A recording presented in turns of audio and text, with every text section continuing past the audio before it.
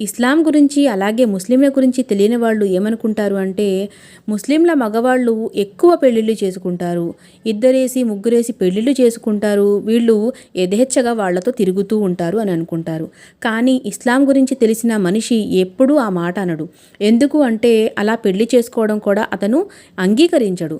దీని యొక్క వివరణ ఎలా ఉంది అంటే ఇద్దరు లేక ముగ్గురిని భార్యలున్నప్పుడు భర్త ఆ ముగ్గురిని సరి సమానమైన దృష్టితో చూడాలి.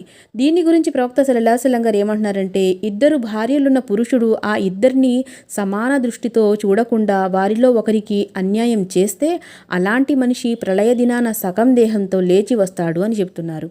అయితే ఆ భార్యకు గనుక చీర కొంటే అలాంటి చీరే వేరొక భార్యకు కూడా కొనాలి. అలాగే ఆ భార్యకు గనుక ఒక ముద్ద అన్నం తినిపిస్తే ఖచ్చితంగా అలాంటి ముద్దే వేరొక భార్యకు కూడా తినిపించాలి. అలా చేసే సత్తా ఉన్నవాడే రెండు పెళ్ళిళ్ళు చేసుకోవడానికి ఇష్టపడతాడు.